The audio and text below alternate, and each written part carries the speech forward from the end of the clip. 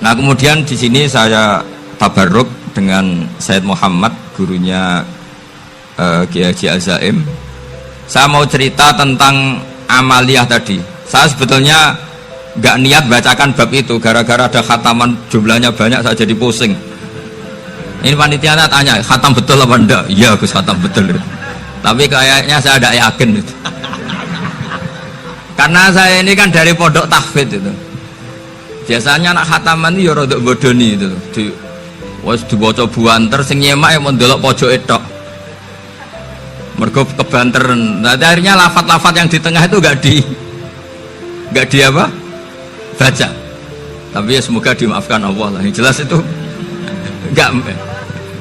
Tapi saya mau cerita ya. Jadi cara berpikir Sayyid Muhammad ini nanti juga saya teruskan di Ma'had Ali. Ini saya baca ya. Di antara yang diyakini madhab Malikiyah, ini saya baca saja teksnya. Jadi ada riwayat namanya, kalau Sayyid Muhammad bahasakan itu ataqoh somadiyah. Kalau di Indonesia kadang orang bilang al-ataqoh al-kubro, yaitu dengan membaca surat Ikhlas. Di sini jumlahnya hanya 100 kali, kila 1000 kali. Tadi berapa semua? 700 juta ini sudah susuk banyak ini. Di sini hanya 40, riwayat lagi 100, 1000. Terus sama tadi berapa? 800 juta. Wah ini sudah susuk ini. Itu anak cucu sampean pasti masuk surga itu kalau gitu. Ini saya baca, ini kitabnya Sayyid Muhammad ini.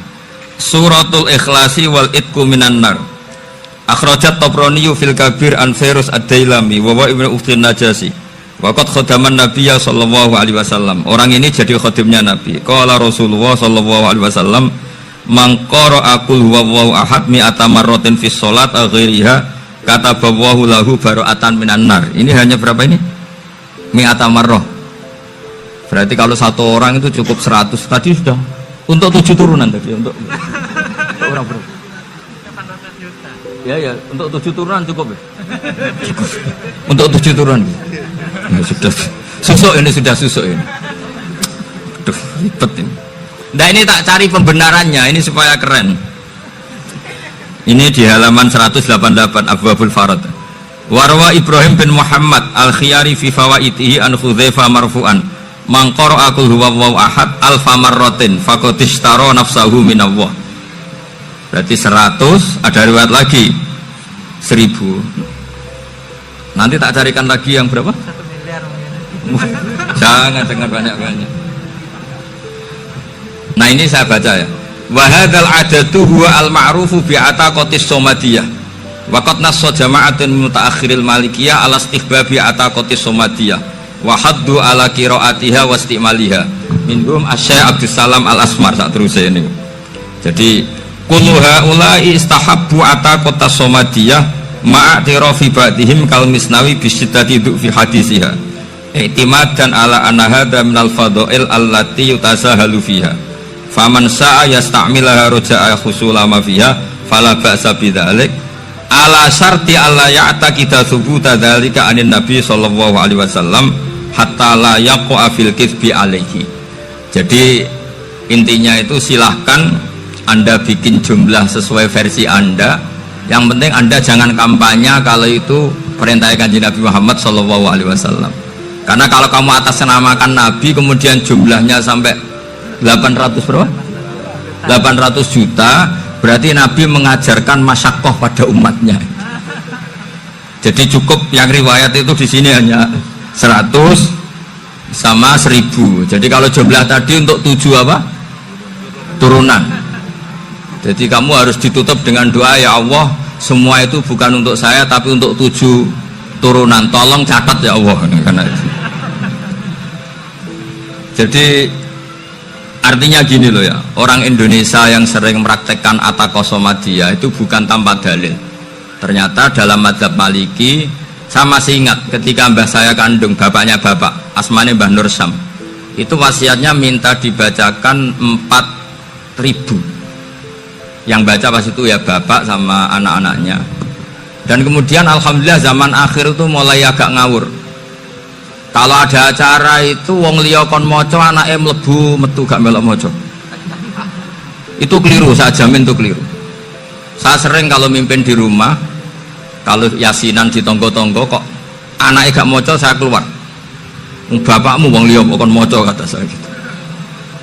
Jadi itu menurut saya itu yang jelas. Saya sampai ngisi begini. Yang ada riwayatnya itu idza mata ibnu adam in qata amaluhu illa min salasin shadaqatin jariyah au ilmin yuntafa'u bi awaladin sholihin yatullah. Itu tidak ada di hadis au kiyayin sholihin yatullah. Yang ada itu awaladin apa? Sholihin. Jadi anaknya harus ikut, kalau tidak ada usah kata. Akhirnya anaknya dhewe tinggi Gus nggih. Akhirnya tak kei jagung paling akeh, kula mendet sithik. Wong aku ora anake kok. Kadang-kadang enggak, orang lain baca buahnya anaknya mau mlebu metu mau enggak no tamu mbek rokokan. Itu harus ditobatkan itu. Keliru itu. Karena nasnya bukan auqiyayin sholihin tapi awaladin sholihin. Ini bukan provokator, ini memang ya seperti itu. Nah terus tentang tadi la ilaha illallah yang didawuhkan Gus Azaim, la ilaha illallah itu penting sekali. Cuma saya mohon itu dielmoni lah. Jadi dulu kalimat ini menjadi spesial karena dielmoni, karena dimulai dari fa'lam annahu la ilaha illallah. Terusannya ayat tuh wastaghfir li dzambika walil mu'minina wal mu'minat. Saya ulang lagi ya. Terusannya ayat tuh wastaghfir li dzambika walil mu'minina wal mu'minat. Makanya menurut mazhab Sadili, kamu disuruh baca la ilaha illallah dulu, jangan istighfar dulu. Saya ulang lagi ya. Dalam mazhab Sadiliyah itu la ilaha illallah dulu, nggak boleh istighfar dulu. Alasannya masuk akal. Orang yang kafir 70 tahun itu sekali baca la ilaha illallah itu langsung yughfar lahum ma qad salaf. Sehingga la ilaha illallah sendiri sudah punya kekuatan supaya dosa kita diampuni. Qul lil ladzina kafaru iyantahu yughfar lahum ma qad salaf. Cara menghentikan kekafiran gimana? Dia melafadzkan la ilaha illallah. Ini kalimat yang begitu saktinya sampai orang yang kafir puluhan tahun itu dosanya semuanya terhapus hanya karena melafadzkan la ilaha illallah. Nah, makanya kata Abdul Hasan As-Sadili, wastaghfir li dzambika ay bihadil kalimah. Seseorang sah diistighfar itu kalau melafadzkan la ilaha illallah. Misalnya ada orang kafir mati kafir, sah nggak anak cucunya mengistighfari dia? Tidak sah karena belum melafadzkan la ilaha illallah. Makanya kata Abdul Hasan As-Sadili, wastaghfir li dzambika ay bihadil kalimah. Sehingga lafadz ini spesial betul. Tapi kadang-kadang beberapa mursyid cara berpikir lain. Ini kalimat thayyibah harus dibaca orang suci, sehingga mendahulukan apa? Istighfar. Untuk supaya pas ngelafatkan kalimat thayyibah sudah dalam keadaan apa? Suci. Itu juga masuk akal. Tapi secara meyakinkan saya sendiri lebih mengikuti manhajnya Abil Hasan As-Sadili karena alasannya tadi, yang kafir puluhan tahun saja langsung luntur dosanya karena melafatkan la ilaha illallah. Artinya la ilaha illallah sendiri sudah bagian dari istighfar. Nah, ya tadi buktinya fa'lam annahu la ilaha illallah terus wastaghfir li dzambika walil mu'minina. Jadi orang sah diistighfari itu setelah dipastikan sah tauhidnya. Jadi setelah tauhidnya sah yaitu la ilaha illallah baru sah apa? Diistighfari. Sehingga orang kafir, saya ulang lagi, orang kafir yang mati kafir anak cucunya tidak boleh apa? Tidak boleh menistighfar. Terus saran saya kedua, la ilaha illallah itu filosofinya itu nafyun li uluhiyati ghairillah wa isbatun li uluhiyatillah wahda.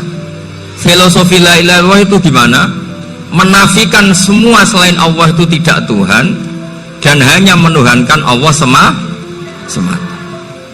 Nah itu caranya gimana? Caranya kita harus terbiasa, ini karena tadi saya dibilangin panitia ini rata-rata mustameknya atau mustamiatnya ini santri. Caranya gimana? Dilatih pakai logika. Saya berkali-kali cerita kalau ngaji, saya sekaligus kampanye.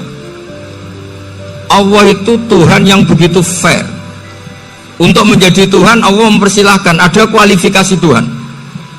Jadi boleh dikompetisikan, itu boleh kata Allah. Gak apa-apa kamu ngaku Tuhan gitu, kata Allah. Tapi nak ngaku pangeran itu paling gak ya direputasi lah, ada verifikasinya. Dimulai dari apa? Ya kalau jadi Tuhan itu setidaknya bikin langit bumi lah, aturannya gitu. Jadi kalau daftar bupati ya daftarlah ke KPU. Masa tahu-tahu jadi apa? Tuhan kemudian tidak punya prestasi bikin langit bumi. Sehingga Allah itu cara ngendikan itu ya fair. Qul ara'aytum ma tad'una min dunillah aruni madza khalaqu minal ardi am lahum syirkum fis samawat. Coba yang kamu tuhankan selain saya, prestasinya apa? Ketika saya bikin bumi itu apa ikut bikin? Terus am lahum syirkum fis samawat. Kalau bikin langit, kalau nggak bisa ya urun lah gitu. Urun semen apa urun bego, pokoknya urun lah gitu.